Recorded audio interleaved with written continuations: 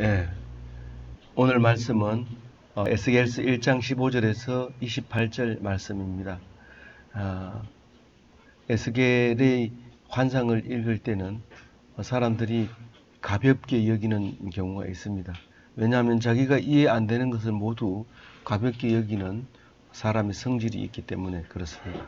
그러나 하나님의 말씀을 대할 때는 그런 일반적인 동물적인 차원에서 반응하지 말고 하나님 앞에서 정말 영적인 영물인 하나님, 영물인 하나님인 우리가 되어서 그 말씀을 들을 때 성령의 은혜가 넘쳐나시기를 바랍니다. 15절 내가 그 생물을 보니 그 생물들 곁에 있는 땅 위에는 바퀴가 있는데 그 내 얼굴을 따라 하나씩 있고 에스겔의 환상을 지금 오늘 이틀째 묵상하고 있는데요. 글자를 자세히 보고 그림을 그리셔야 됩니다. 머릿속에. 만약에 잘 안 그려지면 연필로 이렇게 그려가면서 생각해도 됩니다. 어떤 사람은 글을 읽으면서 그림이 잘 안 그려지는 사람이 있습니다. 만약에 물리학자나 공학자가 글을 읽으면서 그림을 못 그리면 그것을 이해할 수 없습니다. 아주 복잡한 구조로 되어 있는 원자 구조라든가 화학적 구조라든가 이런 것들은 3차원으로도 표현하기가 매우 어려운 매우 시시각각으로 바뀌는 이런 것들이 있습니다. 그래서 그것을 설명할 때 그림이 따라서 그려져야 됩니다. 그래서 대화하다가 이해가 안 되면 그림이 안 그려집니다 라고 얘기를 합니다. 그림이 안 그려진 이유는 차원이 아주 높거나 아니면은 말도 안 되는 일 때는 그림이 그려지지를 않죠. 그러나 이해가 되어지고 설명이 되어질 때는 그 그림이 분명히 그려져야 우리는 이해를 할 수 있습니다. 에스겔서를 읽으면서 우리는 이해가 안 되는 높은 차원에 있는 것도 발견하게 됩니다. 그럼에도 불구하고 우리는 이해되는 데까지만 이해하고 나머지 부족한 부분이 이해가 되지 않는 부분이 있다 하더라도 그것은 그냥 은혜로 다음 읽을 때 이해가 되겠지. 물론 8년 뒤에 읽게 되겠지만 그때는 이 땅에 없을 수도 있지만 어쨌거나 오늘 우리에게 주신 은혜대로 그것을 은혜를 받고 또 해 나가면서 하나님 말씀이 은혜되게 하여 주세요. 이해되게 하여 주세요. 그려지게 하여 주세요. 라고 기도하고 읽는 것이 참 에스겔서를 읽는 좋은 자세일 것입니다. 어, 내가 에스겔이 말이죠. 그 생물을 보니 환상 속에 나타나 있는 내 생물, 또 한 생물 속에 얼굴이 4개 가지고 있는 그 생물을 말하고 있습니다. 그 곁에는 바퀴가 있는데 여기는 이제 문장 구조가 좀 이렇게 떨어져 있어서 우리가 쓰지 않는 말을 쓴 거죠. 이 바퀴가 내 생물에는 바퀴가 있는데 그 바퀴는 내 얼굴을 따라 바퀴가 있습니다. 내 얼굴이 있으니까 바퀴가 4개 있는 거죠. 4개 있는데 어, 그 어디에 있어요? 땅 위에 있다는 거예요. 바퀴가 땅 위에 있다는 얘기는 원래 바퀴는 땅에 닿아야 되는데 땅 위에 놓여 있다라고 봐도 됩니다. 이거는 그냥 생물 곁에 땅 위에 바퀴가 있는데 있어요. 그렇게 말함으로써 어, 얼굴 밑에 바퀴가 하나씩 달려 있는 그 바퀴가 이제 떠 있는 거죠. 이렇게 저 공중에 떠 있어요. 왜냐하면 지금 닿아 있는 것은 아닌 게 뭐냐면 밑에 가보면 위로 올라갈 때도 같이 바퀴가 따라 올라가고 내려갈 때도 바퀴가 내려가고 옆으로 움직일 때도 이게 도는 것이 아니라 그대로 움직이고 앞으로 갈 때도 그대로 가고 이렇게 움직이는 모습을 이제 그림으로 보입니다. 우리가 환타지 영화를 많이 보는 사람은 이 말이 무슨 말인지 알아들을 수 있습니다. 우리가 현실적으로는 이런 거 보기 어렵습니다. 그러나 환타지에서는 얼마든지 만들 수 있기 때문에 이 그림을 상상할 수 있을 것입니다. 우리가 그 원자 그, 그 에너지를 이용할 수 있는 시대가 오면 어, 코난에 나오는 그 박사가 가지고 타고 있는 그런 비행체를 만들 수 있을 것이다. 그렇게 생각하고 만화 영화를 만들었는데 그 박사가 타고 있는 그 비행체는 수직으로 옆으로 가기도 하고 앞으로 오기도 하고 양옆으로 가고 올라가고 내려가고 하면서 공간 이동을 하는데 전혀 바퀴가 돌거나 이러지 않습니다. 마찬가지로 이 에스겔서나 예레미야서나 이사야서나 다니엘서나 요한계시록이나 이런 환상이 나오는 예언서를 보면서 그것을 디자인했지 않았을까? 그 외에는 그런 생각을 가질 수 있는 게 어디에 있을까? 거의 상상을 못할 정도로 그런 것을 보여주고 있을 때 우리는 요한계시록을 에스겔서를 잘 읽으면 뭐가 된다? 판타지 작가가 될 가능성이 높다. 이런 이야기를 할 수도 있는 것이죠. 16절에 보면 여기 바퀴라는 말에 제가 화이트 펜으로 칠해놓은 화이트 펜이 아니고 메모리 펜으로 칠해놓은 거를 제가 중점적으로 얘기할 건데요. 이 생물은 무엇이었을까요? 뒤에 다 읽어보면 하나님이 보내주신 천사일 수도 있고 하나님일 수도 있고 또 그 모양은 우리와 매우 닮아 있어요. 얼굴도 닮아 있고 뒤에 보면 사람의 형상 사람 같은 것이 있더라. 26절에 사람 모양 같은 것이 있더라. 이렇게 말함으로써 이것이 자기가 환상으로 본 꿈으로 본 그 모습이기 때문에 1대1로 이건 뭐다. 뭐 개꿈 꾸고 나가지고 내가 개꿈을 꿨는데 바로 너가 개다. 뭐 이렇게 얘기를 하는 거는 좀 곤란합니다. 왜냐하면 개의 메시지가 있습니다. 우리가 형편없이 살면 개처럼 된다. 뭐 이런 메시지를 하나님께서 주시는 거기 때문에 그 속에 들어있는 그 개꿈이라도 우리가 생각하면서 우리 하나님의 말씀으로 은혜로 드러나가는 모든 경우 어떤 경우라도 하나님의 말씀으로 들려질 수 있는 그런 삶이 믿음의 삶이고 하나님 앞에의 기독교인의 삶입니다. 여기에 바퀴가 나오는데요. 이 바퀴는 가장 느낌이 오는 게 뭐예요? 마차 바퀴요. 이때 당시에는 로마 시대 때는 이 바퀴라고 하면 무서운 거예요. 바퀴 소리만 들리면 공포에 들린 거예요. 말이 이 바퀴를 단 마차를 타고 달리면 무력의 상징이었죠. 그렇게 이 바퀴는 굉장한 겁니다. 그래서 하나님의 보좌를 말할 때 바퀴를 표현을 합니다. 하나님의 보좌에는 바퀴가 달려있다. 오늘 이 말씀이 그 얘기입니다. 하나님의 보좌를 표현할 때 이 바퀴가 내 바퀴가 달려있는 그 위에 앉아 있었다는 거죠. 지금은 바퀴 위에 앉아 있는 것보다가 오히려 그냥 편한 침대에 앉아 있는 게 더 편할 수도 있어요. 근데 이때 당시에는 이 바퀴가 위험을 나타내는 아주 놀라운 겁니다. 그리고 이제 나중에 이제 발달한 것이지만 이 타작마당에 그 타작마당에서 돌리는 그 바퀴가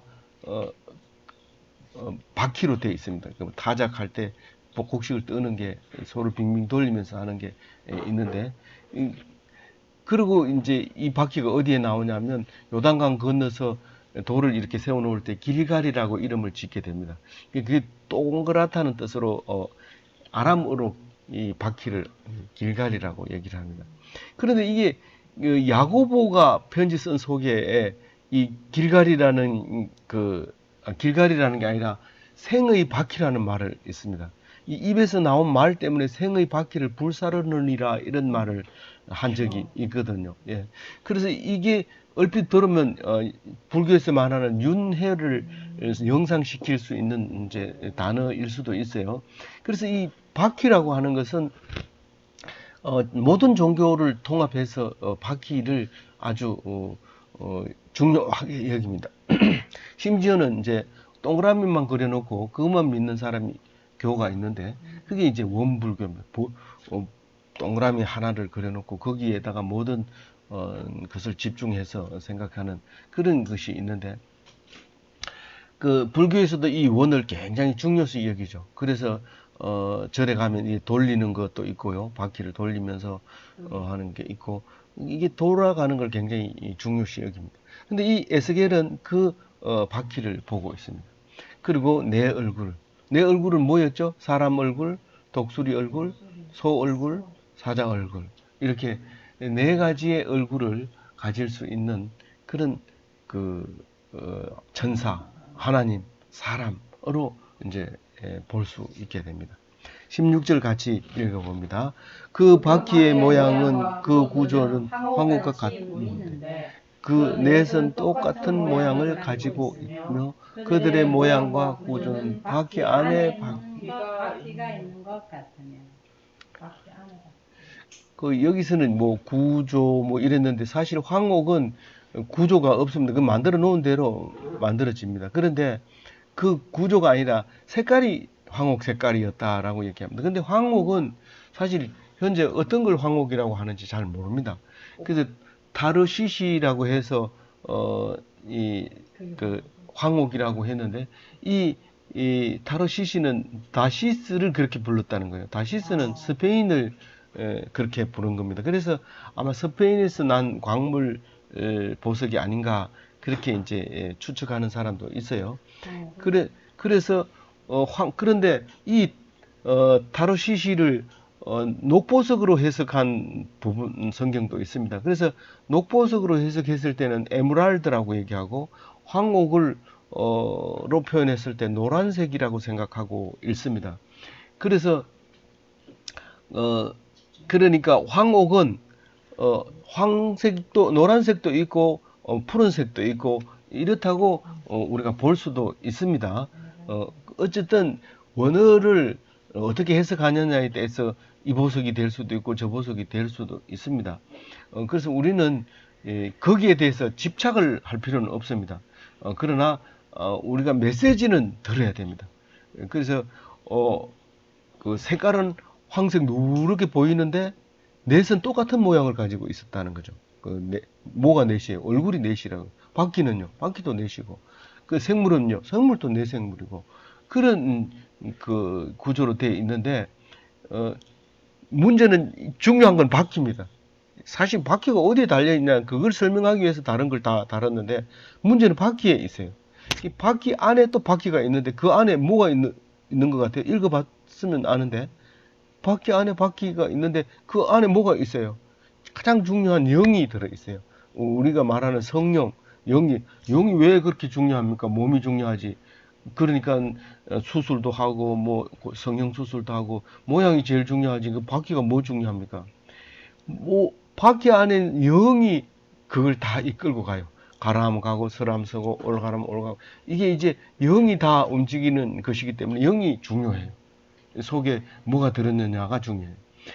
그 어떤 얼굴이 예쁘고 성형이 없는 영혼이 없는 그런 사람은 일이 잘 풀릴 것 같은데 영혼 안 풀려요.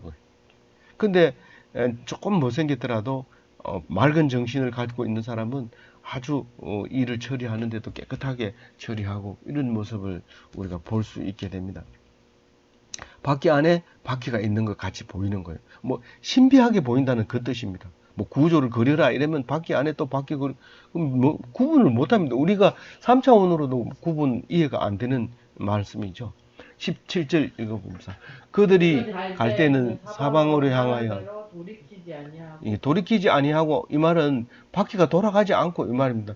어떤 사방으로 갈 때 바퀴가 돌아가서 그 방향으로 돌아가면 방향으로 가는데 이 바퀴가 돌아가지 않기 때문에 이 그대로 움직입니다. 옆으로 이렇게 그 말을 하고 있고요. 18절 그 둘레는 높고 무서우며 그 둘레에 돌아가면서 눈이 가득하며 이 바퀴는 앞으로 추진하기 위해서 있는 것이 아니라 추진하는 것은 영이 움직여주고 이 바퀴는 무섭다. 이렇게. 바퀴가 크면 클수록 무서워요. 이 전차 바퀴가 크면 무서워요. 큰 바퀴에 뭐 깔리면 그냥 그대로 죽는 거죠. 근데 바퀴가 작으면 뭐 그거는 잘 안 보이니까 뭐 별 문제가 없어요. 그래서 크고 둘레는 크고 무서워요. 그리고 그 둘레는 이게 바퀴가 도는 게 아니기 때문에 눈이 가득 이렇게 박혀 있어요. 그러니까 무슨 뜻이에요? 더 무섭죠?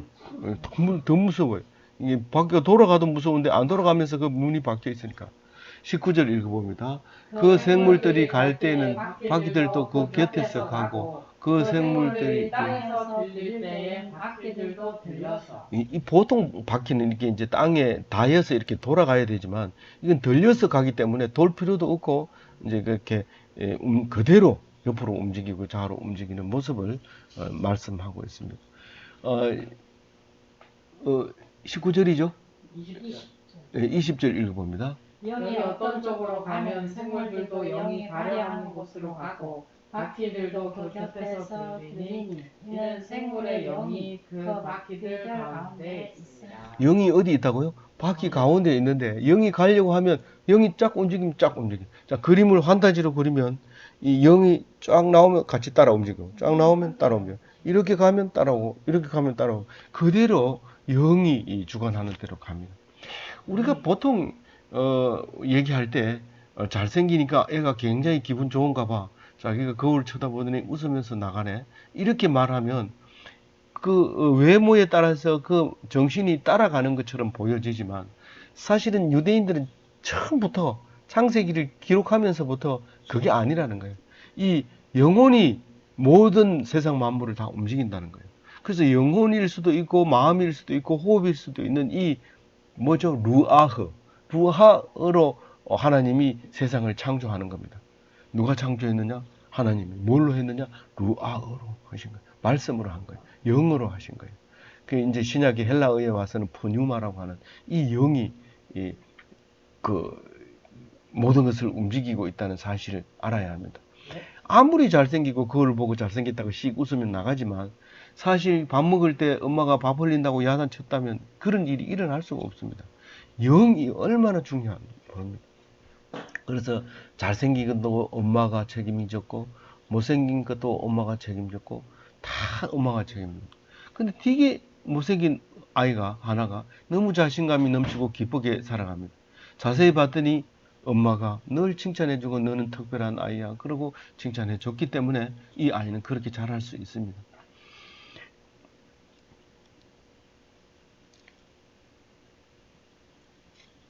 예. 21절 읽어봅니다.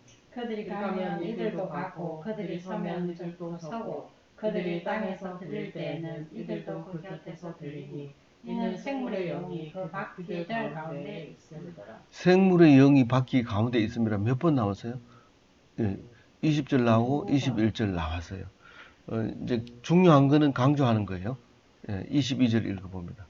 그 생물의 머리 위에는 수정 같은 공창의 형상이 있어 보기에 두려운데 그들의 머리 위에 펼쳐져 있고. 자, 여기서 이제 하늘이 나옵니다.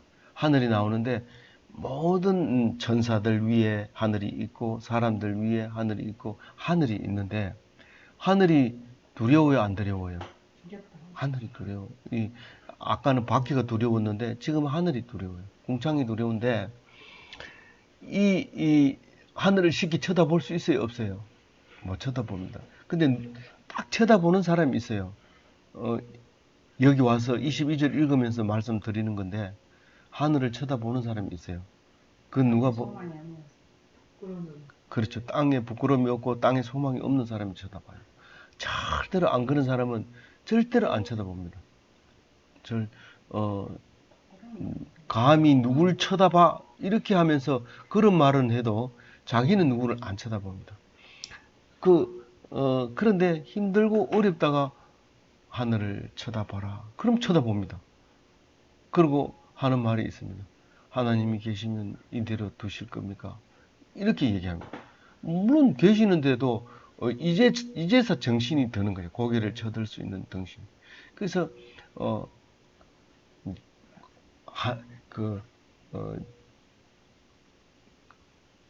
생물 머리 위에는 궁창이 있다는 사실을 22절을 읽으면서 생각하게 되고 됩니다.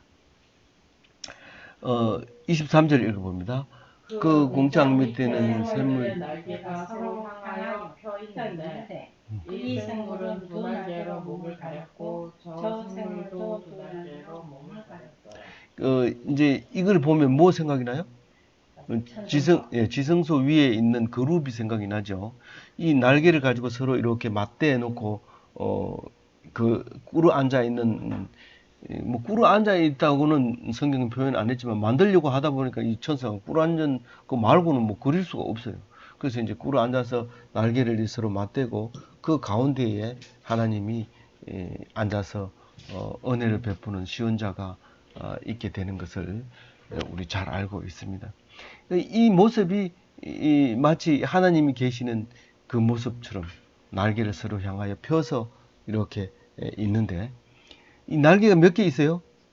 네, 날개, 두 날개, 네 예, 얼굴 숫자하고 바퀴 숫자하고 날개 숫자하고 같아요. 그 전부 이제 날개가 넷이 있는데 두 날개는 이제 이렇게 펴서 이렇게 서로 잇대어져 있고 두 날개는 몸을 이렇게 가려져 있습니다. 그림 그릴 수 있느냐? 좀 그림 그리기 어려워. 이게 입체로 되어 있기 때문에 만들 수 있느냐? 만드는 것도 좀 어려워요. 그래서 이런 부분이 있는데 어쨌든 몸을 왜 가렸을까요? 사람 형상으로. 우리는 빨가벗고 나온 그림을 뭐 그리스 시대에 있는 그거를 어떤 철학적으로 완전 나체가 아름답다 이래가지고 그대로 조각도 만들고 그림도 그렸지만 그 시대 이후에는 어떤 경우에도 몸을 통째로 내놓는 일은 없습니다. 그래서 이 천사 이 모습도 환상을 본 것도 이렇게 가려져 있습니다. 우리의 마음이 그대로 환상 속에 나타나는 것을 우리가 봅니다. 꿈을 꿀 때도 마찬가지죠. 우리가 처해져 있는 힘들고 어려운 상황이 그대로 나타나는 게 꿈속에 나타납니다. 24절 읽어봅니다. 생물들이 갈 때에 내가 그 날개 소리를 들으니 많은 물소리와도 같으며 전능자의 음성과도 같으며 떠드는 소리 곧 군대의 소리와도 같으니 이 생물이 설 때에는 그 날개를 내렸더라. 이 생물들이 여기서는 오늘 소리가 나옵니다. 생물들이 갈 때의 소리가 난다는 거예요. 이 생물이 간다는 것은 활동을 한다, 사역을 한다, 뭔가 일을 한다 이런 말이에요. 그런데 날개 소리를 듣는다 그래. 이게 이제 바퀴로 가는 것이 아니라 날개로 간다 이렇게 들렸어요. 에스겔은 그 소리가. 어쨌든 그 소리를 날개 소리로 들으면서 사실은 정확하게 뭔 소리인지 몰라요. 그렇지만 하여튼 소리는 나는데 굉장히 많은 소리를 들을 때 하고 정신 상태가 똑같아졌어요. 그러니까 많은 물소리, 폭포 밑에 가면 소리 나는 거, 흐르는 하천 밑에 가는 소리, 이런 소리가 나오면서 그거 속에서도 또 전능자의 음성을 듣습니다. 이 모세도 큰 음성 속에서 하나님의 음성을 듣고 엘리야도 그 음성을 듣게 되고 예수님도 듣게 되고 또 그렇게 소리 속에서 아니 큰 우레와 같은 소리 속에서 하나님의 음성을 듣게 됩니다. 그런 얘기를 지금 하면 환상을 보면서 떠드는 소리 군대 소리 같기도 해요. 어떤 때는 군대가 와 하고 쳐내려오는 그 소리 그걸 난리 났다 이죠. 시끄럽게 떠들면 난리다 이렇게 얘기하는데 이 군대가 쳐들어올 때 그냥 쳐들어오지 않습니다. 마치 사자가 먹잇감을 놓고 되는 거나 마찬가지로 그 소리를 들으면 전부 오금이 저려서 달리지를 못합니다. 그 영리한 진돗개에게 소리 반응을 들려주는데 사자 소리를 들으니까 꼼짝을 못해 꼬리도 멈춰 있고 눈동자까지도 멈춰 버리는 것을 우리가 볼 수 있는데 이 군대 소리가 그만큼 사람을 경직시키는 소리죠. 그런 소리도 들리고 그런데 생물이 설 때 날개를 내렸더라 그런 거예요. 그러니까 날개로 가고 있다는 소리예요. 움직이는 때는 이게 날개로 움직이고 그처럼 보였다는 거지 실제로 어떻게 했는지는 그건 알 수가 없죠. 우리는 환상을 보고 있는 건데. 그래서 여기서 중요한 게 뭐예요? 전능자의 그 하늘님의 음성이 중요합니다. 그래서 25절에 그 얘기가 나옵니다. 읽어봅니다. 25절. 그 머리 위에 있는 궁창에서부터 음성이 나더라. 그 음성이 있어요. 그러니까 이게 어떤 의미를 연결해서 세번역에서는 뭐라고 하냐면 이 생물이 설 때는 전능자의 음성이 들리는데 모르는 거예요. 이게 날개를 내리기 전에는 모르는데 내렸을 때 음성이 잘 들리는 거예요. 그게 움직이지 않고 있을 때. 근데 하나님의 사역도 우리에게 막 일어날 때는 우리가 그 듣지를 못합니다. 분명히 하나님의 소리가 나긴 나는데 못 알아듣습니다. 그런데 이게 딱 멈춰 설 때 그 소리가 들립니다. 그러니까 우리가 모든 일이 지나놓고 나면 아 하나님이 그 뜻으로 말씀하셨구나. 그렇게 하고 생각이 날 때가 있습니다. 그 하나님이 사역하실 때는 이게 뭔 뜻입니까? 이게 뭔 뜻입니까? 자꾸 묻는데 그때는 들리질 않아요. 설명 들을 생각하지 말고 있는 대로 생각나는 대로 하면 됩니다. 왜냐하면 나를 만드신 하나님이라는 걸 기억해야 됩니다. 내가 그렇게 하도록 하지 않으면 안 됩니다. 내가 그렇게 하지 않아도 그 길을 갈 수밖에 없어요. 근데 그 길을 가기만 하면 되는데 그 가는 거는 둘째고 생각을 자꾸 정리하려고 하는데 그 생각을 정리 안 됩니다. 생각하지 말고 누가 네 보고 생각하라고 그랬나? 하라고 그냥 하라고. 그 군대 가면 상사가 누가 네 보고 생각하라고 그랬어. 내 생각에는 그럴 것 같아서 그랬는데 누가 네 보고 생각하라고 그랬나? 하라는 대로 하기만 하면 돼. 그러다가 잘하려고 하다가 야단 맞는 일이 한두 번이 아닙니다. 세상도 똑같습니다. 꼭 잘하려고 하다 일을 터뜨립니다. 선교 갈 때 지만큼 잘하려고 하다가 싸움이 일어나가지고 선교도 못하고 돌아오는 일도 생기고 모든 일이 그렇습니다. 뭐 회사 일도 마찬가지고 뭐 학교 일 공부하는 일도 마찬가지고 더 잘하려고 하는 학생은요 영어 시간에 국어하고 국어 시간에 영어하고 이래요. 그게 잘하려고 하는 거지 자기가 뭐 국어 싫어가지고 영어하고 이런 거 아닙니다. 더 잘하려고 하다 보니까 선생님한테 혼나고 이런 거죠. 이 25절 환상을 보면 그걸 생각해내야 돼요. 이게 생각이 나야 돼요. 26절 읽어봅니다. 그 머리 위에 있는 궁창 위에 보좌가 형상이 있는데 그 모양이 남보석 같고 그 보석의 형상 위에 한 형상이 있는데 사람 모양. 보좌 위에 누구 같은 사람 같은 모양이 있더란 말이죠. 보좌 위에 앉은 누구예요? 하나님이요. 어떻게 알아요? 하나님 모양으로 사람을 만들었으니까 우리는 보는 것은 사람밖에 없잖아요. 그러니까 그 사람을 보고 하나님 뭐 분명히 사람은 아닌데 사람 모양 같은 우리 사람이 저기 앉아 있을 수는 없는데 사람 모양 같더라. 그렇게 27절 읽어봅니다. 내가 보니 그 허리 위에 모양은 단새 같으며 그 속과 주위가 불 같고 내가 보니 그 허리 아래 모양도 불 같아서 사방으로 광채가 나며 이 그 온도에 따라서 이 색깔이 다릅니다. 그래서 뜨거운 온도는 온도계를 거기다 집어넣을 수가 없기 때문에 멀리서 색깔을 보고 아 이게 몇 도구나 이렇게 알아냅니다. 그런데 오늘 단색 같다 하는 색깔은 불이 벌겋게 달아서 대장간에서 망치로 때리기 전에 색깔 아시죠? 그런 색깔을 이제 표현을 이렇게 한 거죠. 근데 그 색깔은 물감으로는 낼 수 없습니다. 왜냐하면 거기서 빛이 나오기 때문에 물감으로는 그 색깔을 낼 수 없기 때문에 이 환상을 보고 이렇게 자세히 적을 수 있을까? 이거는 에스겔 아니면 쓸 수 없다. 다시 말해서 유대인이 아니면 이런 표현을 잘 안 씁니다. 그래서 어떤 사람은 자기 꿈 얘기를 적으려고 막 쓰다 보면 말도 안 되니까 뭐 포기해버리고 썼다고 쓰는 것이 에스겔서하고 비교해보면 이거 말도 안 되게 차이가 내고 그 은혜도 안 됩니다. 그래서 그거 빼버리죠. 그래서 어떤 사람은 은퇴를 가까이 두고 자서전을 쓸까 하고 생각하다가 성경을 읽고만 기가 죽어서 내가 아무리 쓴다 한들 성경을 한 절보다도 못하다. 그래서 버리게 되는데 그래서 이 성경은 수천 년 동안 써온 자서전이고 꿈 얘기고 그렇기 때문에 이 성경 앞에서는 그 누구도 내놓을 수 있는 게 없습니다. 내 60 인생이 어떻게 성경 4,000년의 기록과 비교할 수 있겠습니까? 먼지보다도 못한데 오직 이 성경을 가지고 어떤 때는 마치 내가 원래부터 아는 양 이렇게 목에 힘주면서 사람들에게 설명할 때 하나님께서 앞에 부끄러움을 금치 못할 때도 있지만 어쨌거나 이 말씀 속에서 큰 은혜가 넘쳐나는 것을 날마다 경험하면서 감사를 드리고 있습니다.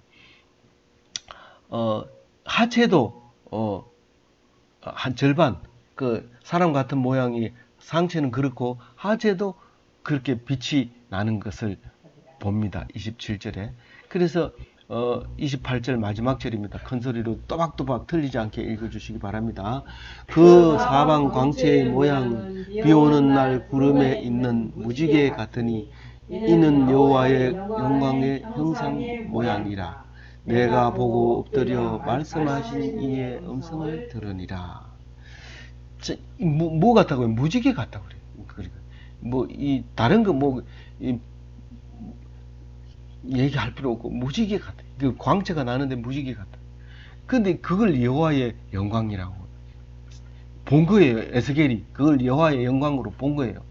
그래서 그와 같더라. 그 얘기하면서 그만 거기 엎드려 가지고 그게 하나님 말씀이라고 들어버린 거예요. 에스겔은 이게 하나님 말씀이구나.